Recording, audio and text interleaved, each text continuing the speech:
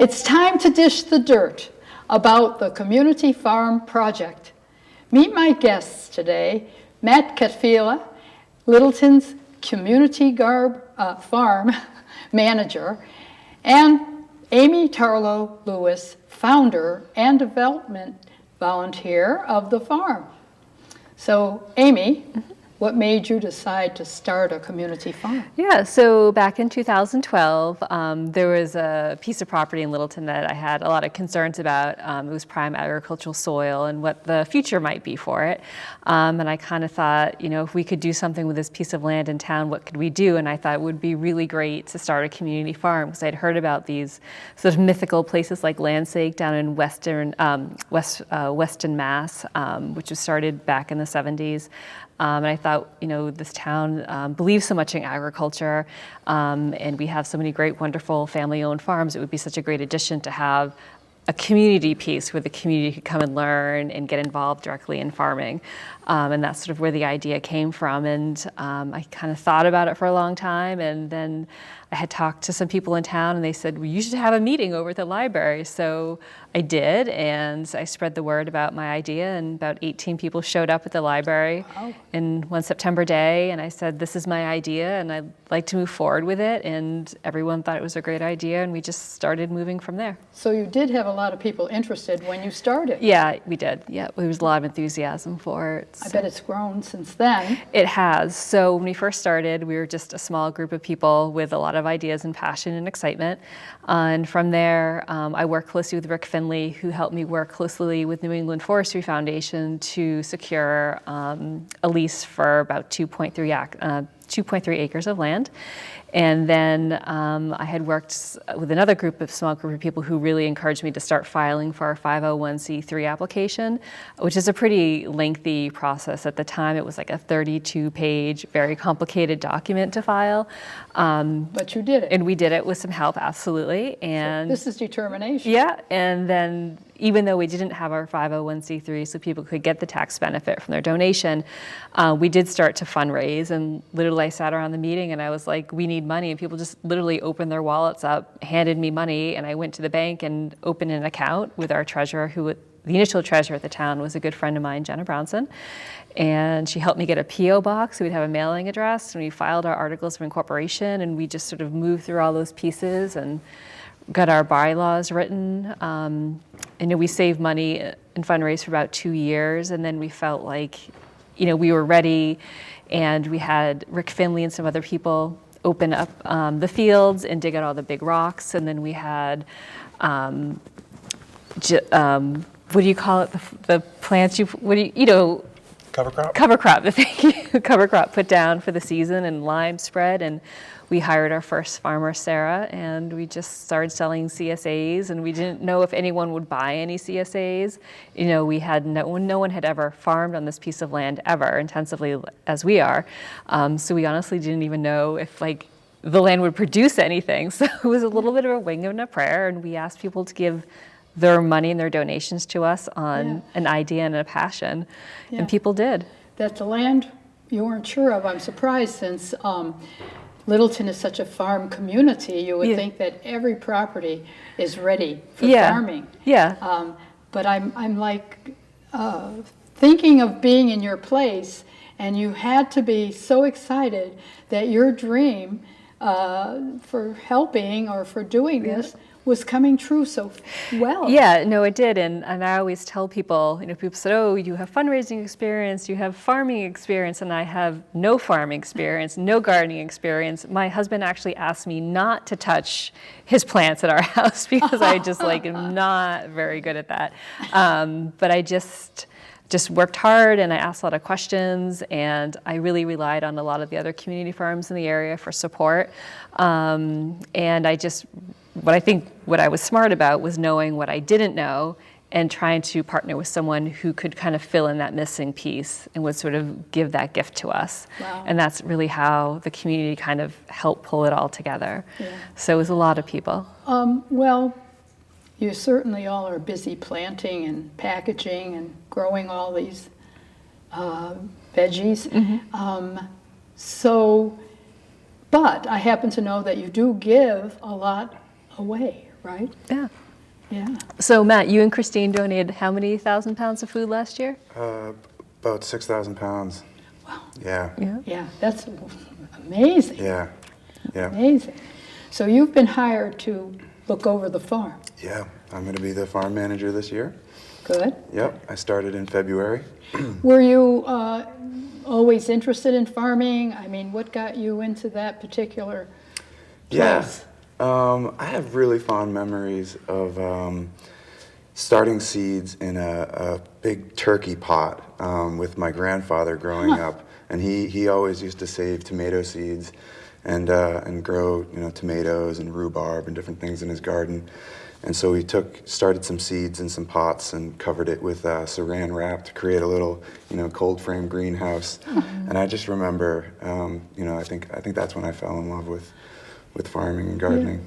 Yeah. Grandpas are good for that. They are. I know my grandfather always had a garden, and right now I can see him out there working with his tomatoes and Right. everything. Yeah. Yeah. He loved it. It's fun to dig in the dirt. I love it. Yeah. It is. It is. I like to get dirty. Good. As a kid, my mother wouldn't let me. So when I grew up, I made sure I was in the dirt all the time. Yeah. Not as good as what you all do, but at least once in a while I have something. Yeah. And after this show, I want to talk to you about what's happened to tomatoes and spinach. I don't understand the hard centers. I'm Italian. We made, well, it looks like I'm asking you now instead of after the show, but we make tomato salad. And it's always got to be juicy tomatoes and, garlic and oil and vinegar. That's it. And you take your bread, what I call it is spoons it in the juice. And it's so good. But I can't do it with the tomatoes lately because the centers are hard. Why are, I wonder why they're doing that. And I can't buy real spinach. I have to buy baby spinach. So I guess I'm going to have to grow my own this year. There you go. Yeah. I think I will. See if I work it well, I'll let you know. Yeah. Good. So I know Matt said we had donated 6,000 pounds of food last year, but we're going into our 5th year of farming, but to date we've donated 14,000 pounds of food to the area food bank. So we donate to Loaves and Fishes, we donate to the Merrimack Food Bank up in Lowell, we donate to Catholic Charities. We always have the Boston area gleaners come in, so they come in with their volunteers and they glean the rest of the food off the field, particularly at the end of the season, particularly like kale, and they come in through, because there's only so much that kale a person can eat. So that food then gets brought into the city, and then Boston area gleaners donates it to about 32 food banks in the city, so we get our food into the urban areas. And then Rotary, who's always been super generous, has always bought a couple of shares, which then get donated to the senior lunch program with the Counseling on Aging. So Good. It's a really great program because I know a lot of seniors come for lunch there, so we make sure they get good local clean food. Right. And we also donate, what we have is a CSA donation program. So this year we're selling 126 shares, but 14 of those are going to be made available to local families. So last year we had 11 shares donated to families in need. So we work with, again, Elder Human Services who help identify families, recipients in need. Good, yes. Yep. And so once they're identified, they just come to the farm on their pickup day like anybody else and pick up their share. We also have some volunteers who drive the shares to isolated elderly residents who have trouble leaving their home or just can't physically get up to the farm. So we are looking to sell 14 donation shares to area seniors, couples, families with children. So Yeah, we're that's encouraging good. people to purchase those So- CSAs. We have to remember that you're looking for these people. Yes. And if you're looking, you should contact the Council on Aging because they facilitate that. okay. So, So you have classes. Do you help with those, Matt? Do you? A little bit. There's just so much work that goes into the, field operations. Sure. That I'm going to try my best to stay out of the education piece. Okay. Definitely want to be involved, but there's just, more than enough work to do on the field. So we have Ronit, who is in charge of the education piece, board member, and she's done amazing work over the years. Good. And so we have some. And I think it's great that there's education there too, because so many of us would like to maybe help and feel that we don't know enough or something, or want to do something at home too. After we leave your fields. Right. Yeah, the farm has really run really great programs for everybody. So we've run cooking classes. We do it at the Congregational Church. Nice. We have I think it's weekly or bi-weekly story time on the farm over the summer. Really? For kids. What is that? So a volunteer comes and we set up a little tent in the grass, and all the little kids come and we read books about farming and stories to the kids on the farm. And we also run sort of other types of classes that are a little bit unusual. So we had a forest bathing class where a woman took people through the woods and encouraged them to really just kind of be calm and centered and focused and kind of just listen to the wind and the animals, and just it's very kind of a meditative kind of thing.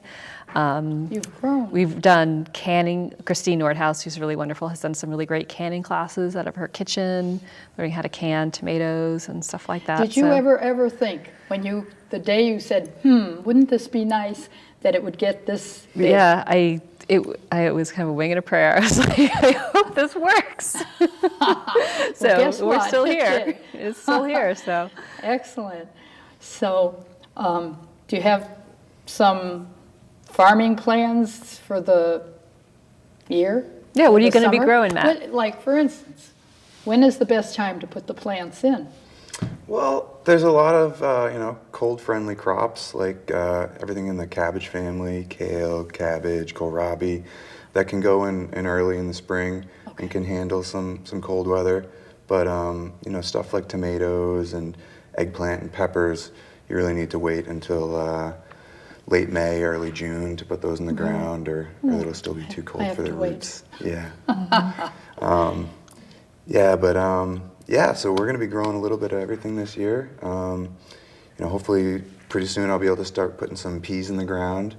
I have onions started. Just last weekend we started, or a couple weekends ago, started a lot of our plants for the seedling sale that we're going to be doing. Oh. So we do a lot of tomatoes for that, and different types of hot and sweet peppers. We're doing a lot of Swiss chard, a couple different types. And some herbs as well, some thyme, oregano, and sage. Yeah. Yeah, and the seedling sale is going to be May 3rd between 3 and 6 p.m. And it's either going to be down at the fire station or up at the farm.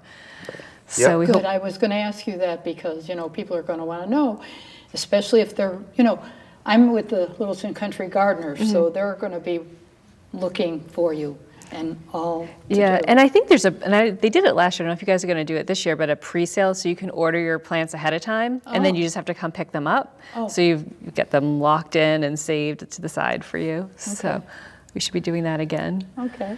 Good. So yeah. So what do you think? Is there something? Well, you have a website. Yeah, we have a website. So it's just littletoncommunityfarm.org, and we have a Facebook page as well, and we're doing a little bit of Instagram. We are having a big fundraising event. It's going to be called Empty Bowls. It's going to be held on April 13th from 7 to 9 p.m., and the location is going to be Orange Door Kitchen, West Acton. We are having Patricia Stern, who's the executive director at Loaves and Fishes, who we also donate to, come and talk about food insecurity in this area. We are having area potters come over there. Not they're coming, but they're making handmade soup bowls for us. So we have a couple of different artists who are doing that. Emerson Umbrella is going to be one of our biggest suppliers of the bowls, which is going to be really fantastic. Yeah. And so there'll be handmade bowls for people to take home with them as a reminder of hunger in our area. and it should be like a really nice night. So you can buy the tickets on the Littleton Community Farm website.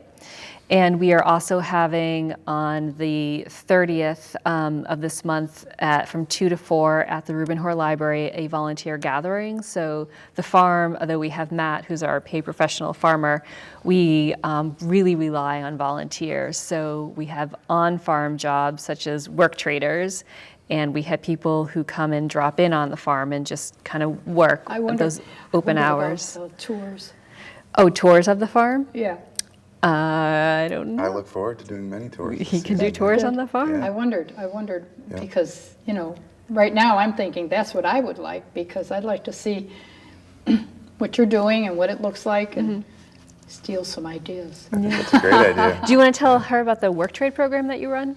Yeah, so we do, we look for work traders every season that we look for a 5-hour-a-week commitment in exchange for a full CSA share. And it's 5 hours a week during the CSA season, so about the second week in June through about mid-October. And it's a great way for people to give back to their community and get back a little something in return as well, and taste the fruits of their labor. Absolutely. And we also have off-farm jobs. So we have this wonderful seed lending library that maybe you've seen at the library, so people can check seeds out and take them home and grow them and save them. We have a great group of volunteers who work on that. And yes, the volunteer gathering is going to be on March 30th. That's the right date, thank you. Then it was already. Yep, that was the date. And we also have the need for marketing people, copyright editors. We need new board members, because a board member, their term is for 3 years, so people are always cycling in and out. Good. So we are always in need of smart, strategic people that have business acumen or Can passion. they stay and do something else if they are on for 3 years and have to get off after that? Yeah, no, the term is for 3 years, and you can stay or you can ask to continue on. So we want people to enjoy. We want people to enjoy the experience. Yeah. So, but it is very much a working board, and we have a lot of fun at the farm. So there's something for anyone, any ability, any skill, any interest to kind of do. So farming is a really entrepreneurial activity. Well, good. So a lot of teens should come and learn all this stuff too. yeah. But thank you so much for both You're of very you being welcome. here. Thank you, Barbara. I appreciate all that good information, and I'm so pleased that everything worked out from the beginning. Yeah, but there's been a lot of people involved. It was like an idea that of so many people have helped support this effort over the years. So. And they will Yeah. continue, They will. and I'm sure more will come, because it's a very good thing that you do. Thank you. So, Thank you for having us. well, good. We'll have you back again. Wonderful. We Look will. forward to it. Thank you again.